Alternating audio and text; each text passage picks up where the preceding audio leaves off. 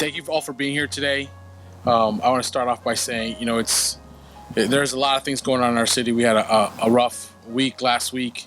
We're trying to get through some tough things, but this just goes to show you how resilient our community is, that we would come together annually to talk about something that really impacted our community and to try to figure out ways to strengthen it along the way. And so this is one of those things where we have to take time aside to do it, because if we don't, it would be too easy to forget and too easy to get into a complacent state where we might allow it to happen again. And we should learn from all of this. So my name is Dan Rivera. I'm the mayor of the city of Lawrence, and I want to welcome everyone. Definitely the Puglisi family, thank you so much for allowing us to do this. It's one of those things, again, like I said, it's something very important for us to do. We have some very important people here with us today that came to help us through this program, and it's an honor for me to introduce some of the people that are standing behind me. Major Joe Duggan is with us from the Massachusetts State Police. Stephen Ross, the president of Clear Channel Boston, who's a big supporter of this and is the one helping us out with the billboards. Lee Manning, the National Center for Missing and Exploited Children, is with us. Of course, Melanie Perkins, the creator of Have You Seen Andy? The great work that she's doing. And clearly the family of the Puglisi family is with us. I swam in this pool a lot, and that the talk of that was always of the incident is always around and making sure that we were safe. I was a kid. I didn't grow up in these projects. I grew up in the projects over on Loring Street, so we'd have to walk up to get over here. And then this is places where we'd hang out after high school too. So, as the mayor, it's an honor for me to be here with you guys today. Welcome everyone, and take a moment out of our time to remember what happened.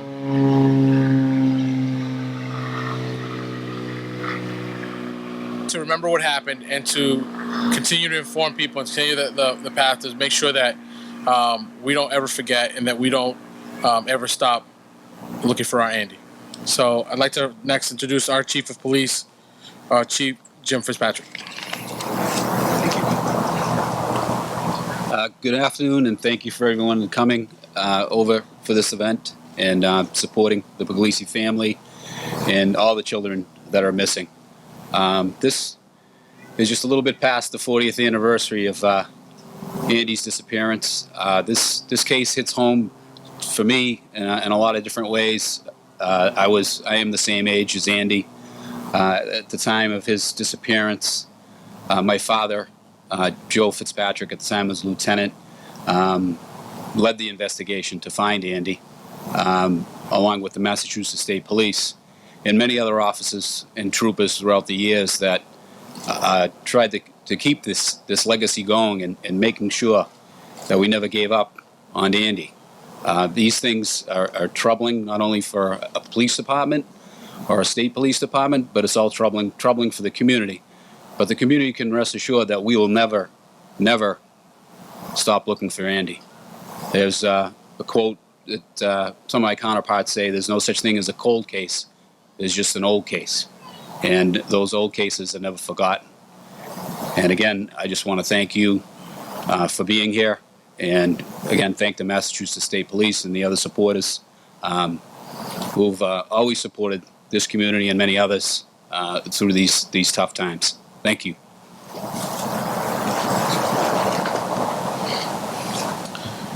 And now if we can have a few words, representing the Colonel of State Police, Major Duggan.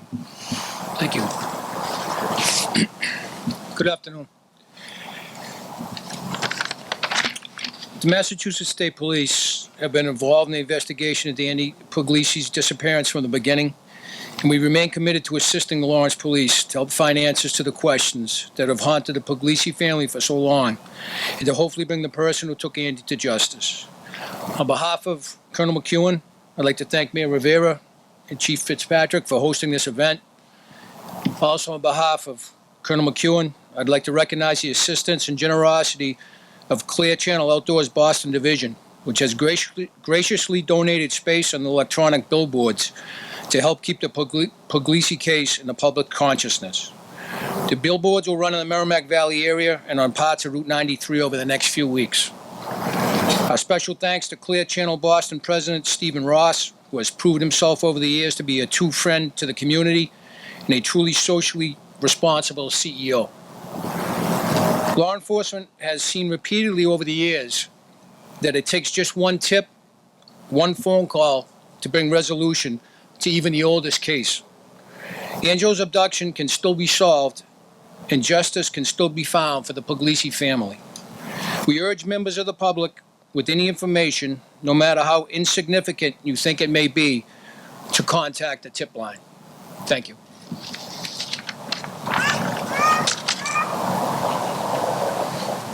Thank you, Major. The next person who's going to speak is somebody who's not only helped keep the case alive and helped doing that, but also kept it in the consciousness of our society. That's the power that film has, and I think that anyone who's met her or has seen the film can attest to that. So it's my pleasure to bring up Melanie Perkins. Thank you. My name is Melanie Perkins McLaughlin, and I am a childhood friend of Andy Puglisi. I was with him at the swimming pool on August 21st, 1976, Sunday afternoon that he disappeared. He was 10 years old and I was 9 years old. I was one of several children, hundreds of children that come to this pool every single day. And all of us children that have survived Andy know one thing. It could have been any one of us.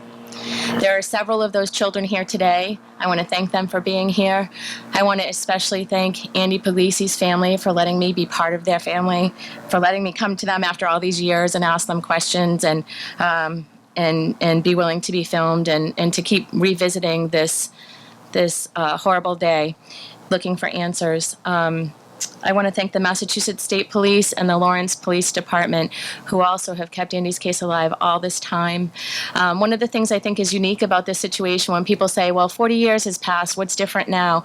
What's different now is that Andy's childhood friends are now the establishment. Andy's childhood friends have grown up, and as the chief said, he was Andy's age. He was in this community. He is one of us. Several of the officers, several of the folks locally have grown up, and it's a new generation, and we have not forgotten Andy all these years. He still stays with us every single day, frankly. He affects the way we parent our children. He affects our connection with each other. We'll always be connected because of that fateful day here. I want to thank Clear Channel for the billboards. I think that, as Major Duggan so eloquently stated, it just takes one piece of information that can change everything. And there has been a lot of information that's been collected over the years. In 2007, Have You Seen Andy broadcast on HBO? In 2008, it won an Emmy Award for Best Investigative Journalism. And in some ways, that was when I was just starting to get information. So 10 more years have gone by. There's been a lot of information we've collected over the years. There's a lot of information the state police and Lawrence police have collected over the years. And now with this renewed effort, they can all sit down together and share information and be able to look at that information collectively. And it can turn the tide in Andy's case. I know it can. I still have hope. I will always have hope. One thing I do want to say is please remember the other missing children and murdered children in Massachusetts and across the country. There were several children that disappeared at the time Andy Puglisi disappeared from this pool. There was Lee Savoy from Revere, Massachusetts. He was only a few years before Andy, about the same age. There are murdered children whose cases remain unsolved, like David Lewison in Brockton. Whether the cases are related or not, we don't know, but there are several children that are missing from that time, and Andy was among them, and I hope none of them are ever forgotten. I know that they're certainly not forgotten among their family members. Lastly, I want to make sure that folks know about the text-to-tip line. So, if you text the number 67283, and in the message you write Andy, you preface with Andy, and then after Andy, any tip you might have, as the major said, whether it's significant or what you think is insignificant, very important. So you can text. There's a text line. It goes right to the police. It's an anonymous way to text information if you like. Again, the text line is 67283. Text Andy and any tip information you might have. Again, we also want to thank all of you, the media, the community members, everyone that's here today for coming out. 40 years may seem like a long time ago, but it really isn't, especially for the children and the family members and everyone who has survived Andy's disappearance. Clearly, he's still very much a part of our lives today. We remember and love him very much. Lastly, if Andy is by any chance still out there and sees this broadcast, I want to be sure that he knows that no matter what happened that day, it's not your fault. No matter what might have happened after that day, it's not your fault. Your community loves you. We will always love you, and we will always welcome you home, no matter what. Thank you. I want to introduce Andy's aunt, Billy Sharn, who is representing Andy's mom, Faith Puglisi, today to share a few words. Andy's dad, Angelo Puglisi, is also here. So if you get the opportunity and you want to talk with them, please do so as well. Billy Sharn. Thank you all for coming today. Faith is my sister, and Andy was my nephew. And I talked with my sister last night, and she is deeply sorry that she cannot be here today. But there was a few words that she wanted me to say. She wants to thank everyone, from the Lawrence Police to the Mass State Police to Clear Channels for the billboards to all the people in the background, who have done things to keep Andy and his case alive so that we will get some closure someday. This is what everybody in the family wants to see.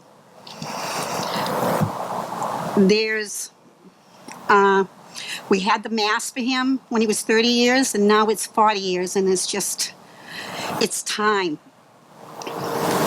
My sister said she so appreciates everything that everybody does for Andy.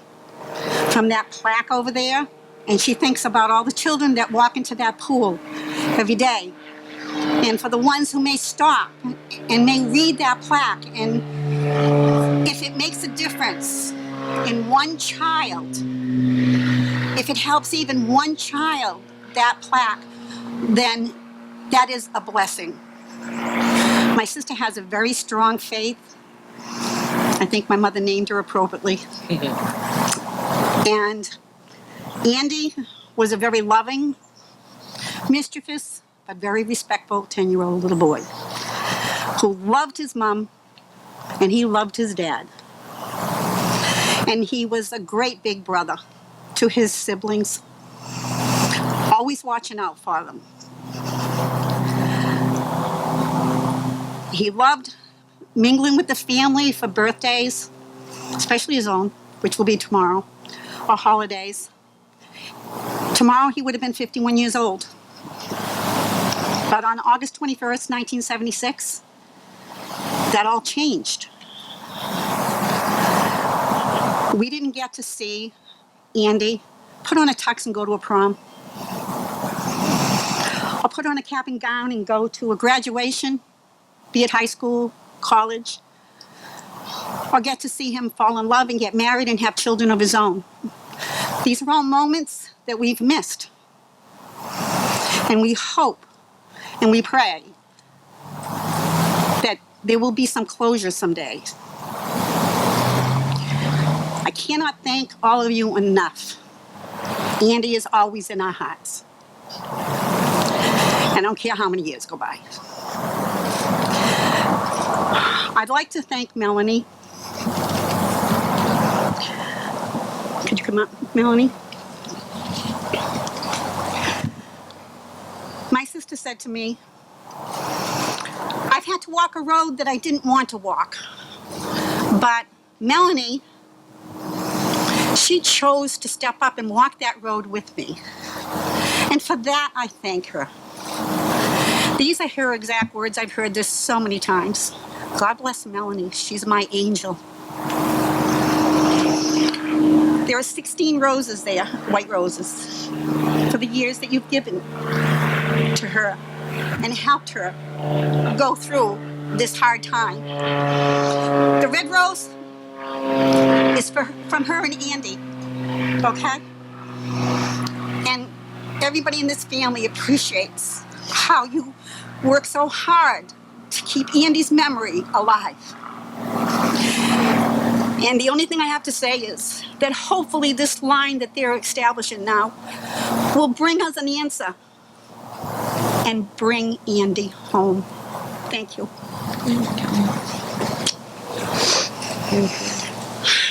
There are many childhood friends out there, many families out there. Please remember them as well. We have thank you. We have the Molly Bish Center and the Massachusetts State Police, and Dr. Anne-Marie Myers, who has been so wonderful in searching for Andy and keeping his search alive, are hosting a free identification program over at the pool, where individuals who are at risk, from elderly, disabled, children, can get free identification kits. These are kits that they can take home with them, so that should they ever unfortunately be lost or missing, they could hand them right over to the police. There's also pizza there and some slush, so we ask that you come join us, and also just celebrate the humanity here as well. I mean, that's something that obviously shouldn't be lost on anybody here today. There's a lot of love here. Even though there was an evil day here one day, there's still a lot of love in this community. So let's not forget that, okay? Thanks.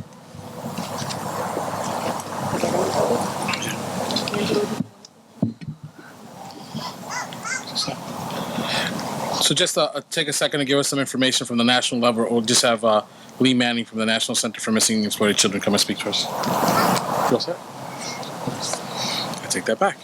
Well, thank you so much for being here and living this moment with us all. Where are folks going to be after? Right at the parking lot of the pool. So we'll be at the parking lot of the pool if you need to speak to anybody individually. Thank you for coming and helping us remember.